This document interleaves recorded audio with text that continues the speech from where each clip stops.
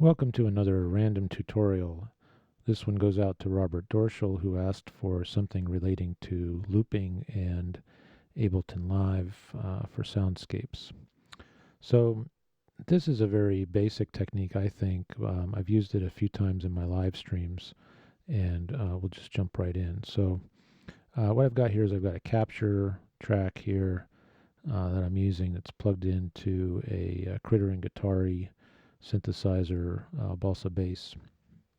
And I'm just going to record a few sounds first, so just random sounds here.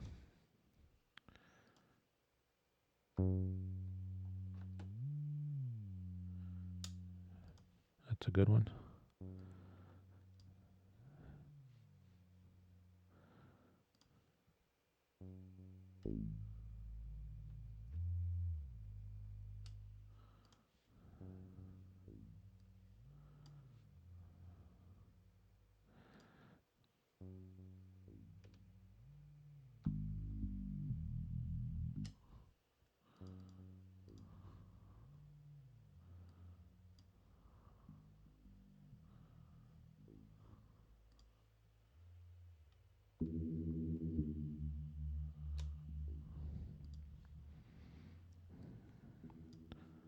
I'm going to get some dissonant stuff, but it's part of the fun.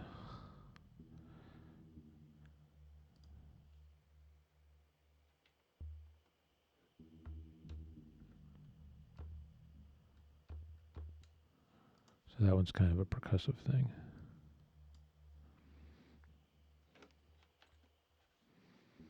And we're going to make one more.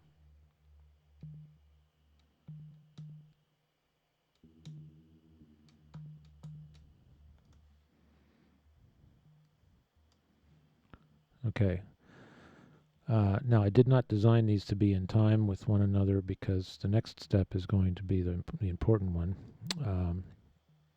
But before I do that, actually, I want to bring up the level of all these here. These are a bit weak. So now it's a little better. Okay. So I wanted to have three clips in each one of these, we'll call them sound banks, I guess, so that we have something to see the change here take place. So we're going to highlight all of these clips. And again, the sequencer is still running. We're doing this all live. I haven't stopped the sequencer yet. So we're going to highlight these and make sure that our launch area here is visible. And we're going to turn these all to legato. And we're going to say any other is the launch action, the follow action. So once a clip plays, it can go to any other one after it plays in this track.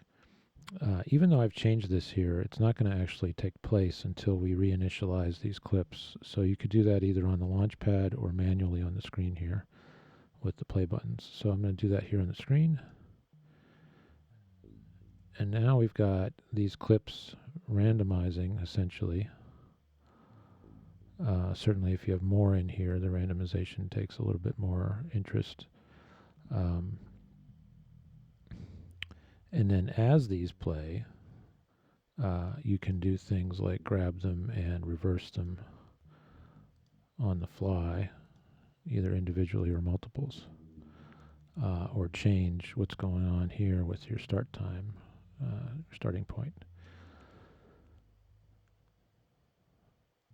Now this is a little bit different than some of the stuff I did before using this technique. Most of the time I used percussion or drones, stuff that had a very atmospheric type feel to it. But I think this still works here to demonstrate. You know, naturally you might not want to use everything on the same instrument. You want some different textures in there.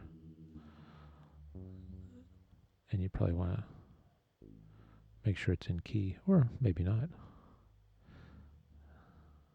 So again, nothing too groundbreaking, but just wanted to share that. And if you have questions, let me know. If you like this kind of thing, let me know that too. Jeremy DePrisco, jeremydeprisco.net and .com. And take it easy.